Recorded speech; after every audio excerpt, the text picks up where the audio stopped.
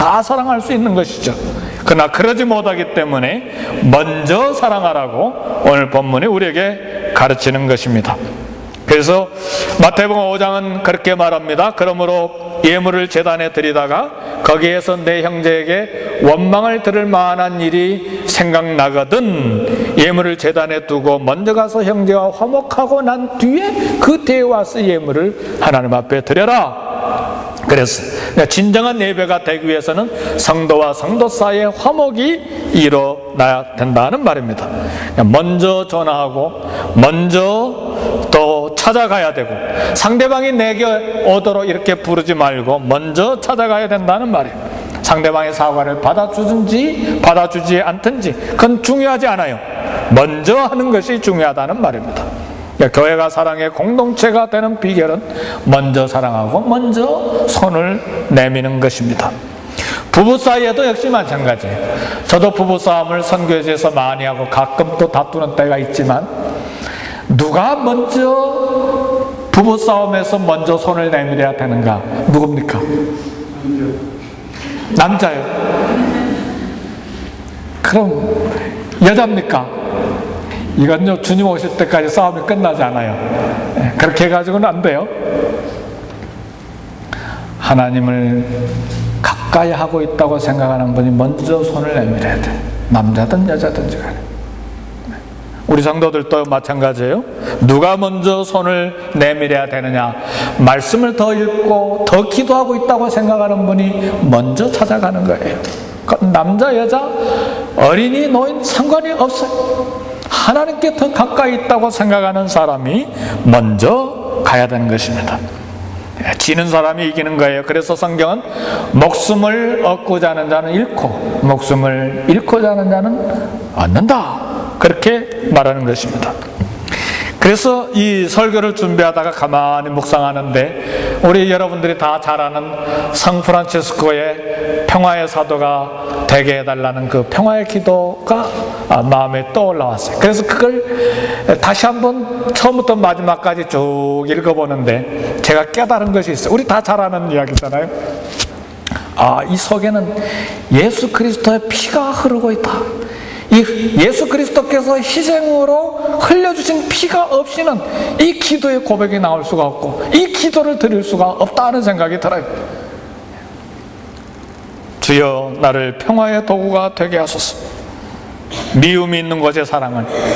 증오가 여기 목까지 막 차이는데 어떻게 미움 있는 곳에 사랑을. 예수 그리스도의 피가 있어야 이 고백을 할 수가 있다는 거예요. 모욕이 있는 곳에 인내를. 아니 나를 비방하고 고자라지라고 중상모략했는데 이런 모욕을 받고도 아니 인내를 하다니 예수 그리스도의 피가 없이는 이것이 불가능하다 그 말이에요. 불화가 있는 곳에 화목을.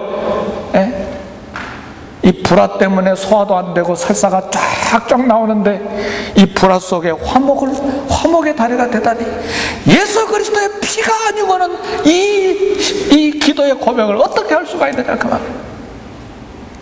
오류가 있는 곳에 진리를, 의혹이 있는 곳에 믿음을, 절망이 있는 곳에 희망을, 어두움이 있는 곳에 광명을, 슬픔이 있는 곳에 기쁨을 심게 하소서. 자기를 주면 받을 수 있고 자기를 잊으면 찾을 수 있고 용서하면 용서받을 수 있고 목숨을 잃으면 영생으로 부활하겠사오니 주여 위로받기보다는 위로하고.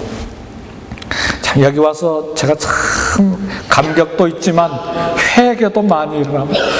어떻게 해서든지 남에게 위로를 받고 싶은데 위로하기보다는 위로하고. 이게 예수님의 피가 아니면 이게 가능합니까? 우리 모두가 다 이 갈급한 것이 뭡니까? 특히 이 현대 사회를 사는 사람들에게 갈증은 뭡니까? 내가 사랑받고 내가 위로받고 내가 격려받고 내가 칭찬받고 나를 알아주라고 하는 이 목마른 애침이 온 마음을 다 지배하고 있는데 위로받기보다는 위로하고. 여기 와서 딱 멈췄어요 저는. 이해받기보다는 이해하고. 이게 가능합니까? 사랑받기보다는 사랑하게 해 주소서. 이 상프란체스코 참 위대한 사람이에요.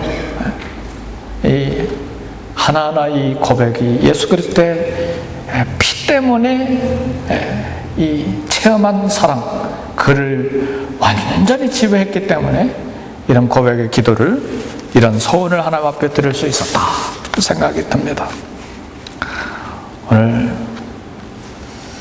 사랑의 도구가 되시기를 주의 이름으로 축복합니다. 본문 11절 말씀, 부지런하여 게으르지 말고 열심을 품고 주를 섬기라 그랬습니다.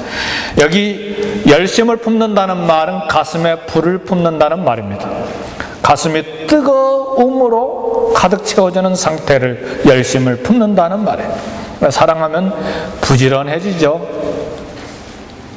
사랑에 불이 타면 연세를 고아를 막론하고 이제 부지런하고 그리고 더 바빠질 수밖에 없어요. 우리가 연애 편지를 쓰려고 해도 부지런해야 쓸 수 있는 거예요. 사랑하면 새벽부터 일어나서 샤워하고 시간에 맞춰서 그 시간 전에 약속한 장소에 나가죠.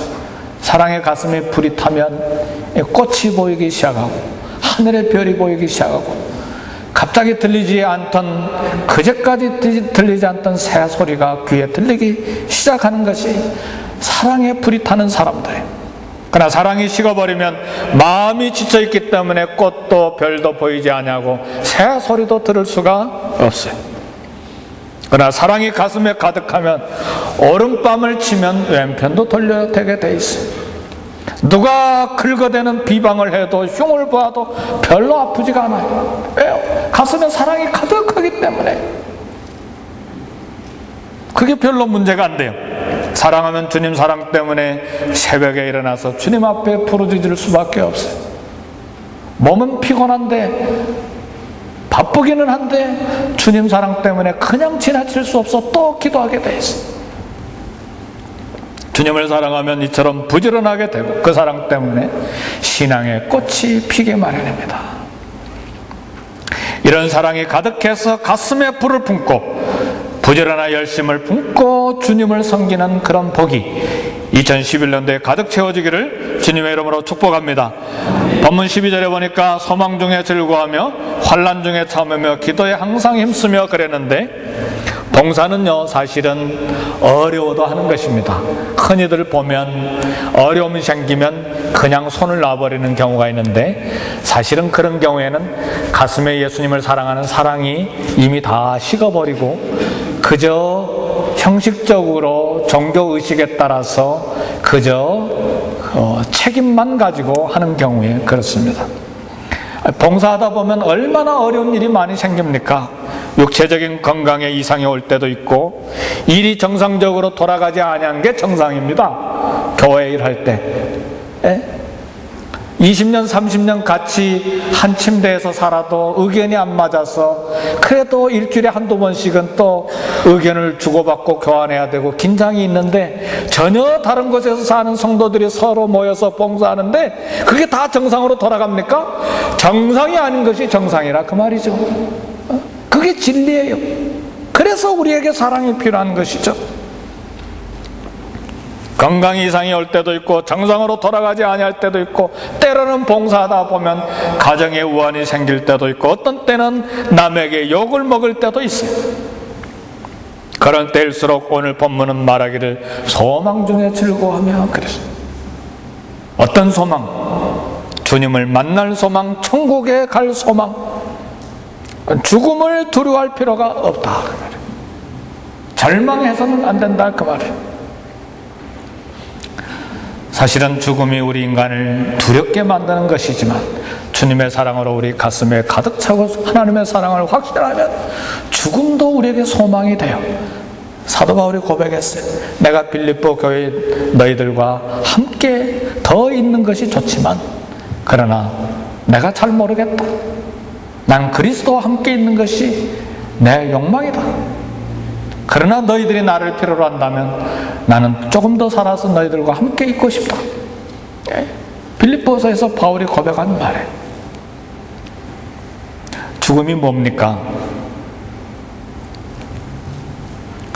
죽어가는 어린아들 앞에서 엄마가 가슴이 아파 있는데 엄마, 죽음이 뭐야? 그 말을 들을 때 이 엄마가 가슴이 칼로 도려내는 듯한 아픔이 있어서 한쪽 방으로 달려가서 통곡하고 울었어. 하나님, 죽어간 아들이 죽음이 뭐야 묻는데 어떻게 대답하면 좋겠습니까? 대답할 말을 허락해 주세요. 하나님께서 지혜를 주셨습니다. 그래서 눈물을 다 닦고 죽어간 아들 앞에서, 애야, 죽음이라고 하는 것은 이렇단다. 내가 어느 날 친구들하고 골목에서 하루 종일 놀다가 집에 들어와서 피곤해서 응접실에 쓰러져서 잠자고 있지 않았니? 내 아침에 일어나 보니까 너 어디서 눈을 떴냐? 침대에서 눈을 떴지. 죽음이라고 하는 것은 응접실에서 잠을 자다가 그 다음날 아침에 하늘에 있는 침대에서 눈을 뜨는 것이 죽음이란다. 성도 여러분, 현실이 괴롭다 할지라도 새하늘과 새 땅에 대한 소망이 있는 성도는 두려워하지 않습니다. 좌절하지 아니하고 맡겨진 봉사 직임을 끝까지 감당하는 것입니다. 믿음의 사람은 환난 중에도 오래 참습니다. 이것이 사랑이 있는 사람, 사랑의 봉사예요. 오래 참아요. 참지 못하는 사람은 사랑이 없는 사람이에요. 그게 사실인가요? 아니, 참지 못한다고 사랑이 없어요? 실제로 그렇습니다. 고린도전서 10장에 보세요. 사랑에 대한 속성이 열 몇 가지가 쫙 소개되어 있는데 이 참는 것이 얼마나 소중한 사랑의 속성인지. 사랑은 제일 먼저 나온 게 뭐예요? 사랑은 오래 참고예요. 오래 참고. 참는 사랑의 속성 중에 최고의 것이 참는 것이기 때문에 첫 마디가 사랑은 오래 참고. 사랑이 참는 것이 얼마나 중요한 사랑의 속성인지 마지막에도 사랑은 견디느니라. 그래서 마지막에 사랑은 오래 참고 사랑은 모든 것을 참으며 모든 것을 견디느니라. 그래서 참지 못하는 사람, 인내하지 못하는 사람은 사랑이 없는 사람이에요. 이 손주가요, 할아버지 막 이 턱수염을 자꾸 흔들어도 할아버지는 참아요. 예뻐요. 허허허 웃어요. 사랑이 있기 때문에 그래요. 사랑이 없으면 이놈의 자식 버릇없이 이 할아버지 수염을 흔들어 감히, 그리고 몽둥이를 가지고 오는 것이지. 이가 할아버지입니까? 아니지. 그렇잖아요. 그러니까 이 사랑이 얼마나 중요한지 몰라요. 그래서 할머니 할아버지는요, 손자 손녀 계속 키우려고 생각하지 마세요. 버릇 없어집니다. 엄마 아빠가 키워야 돼요. 할아버지 할머니는 너무 사랑하기 때문에 다 받아주잖아요. 그러니까 교육이 안 돼. 그래서 엄마 아빠에서 자라야 돼. 그렇게 하지 말라는 이야기가 아니고 지금 사랑을 이야기하는 겁니다. 사랑이 많으면 다 용납하고 다 인내하고 견디고 참을 수가 있다, 그 말이죠. 근데 사실은 세상에 이렇게 참는 인내가 누구에게 있습니까? 참는데 장사 없습니다. 저를 비롯해서 우리 모두가 다. 그래서 오늘 사도 바울은 말하기를 환난 중에 참으며 기도에 항상 힘쓰며 그랬어요. 우리가 인내하지 못하고 참지 못하기 때문에 기도밖에 없어요. 하나님 앞에 무릎 꿇을 수밖에 없어요. 기도는 하늘의 힘을 공급받는 통로이기 때문에 우리 봉사자들은 가장 먼저 하나님 앞에 무릎 꿇고 봉사를 시작해야만 돼. 우리의 연약함을 알기 때문에 무릎 꿇는 기도가 먼저 우선이 돼야 됩니다. 내 힘과 내 능력, 자기 경력으로 봉사하는 사람은 반드시 실패하게 마련해요. 하나님을 의지하지 않기 때문에. 연약함이 있는데도 내 힘으로 어림도 없습니다.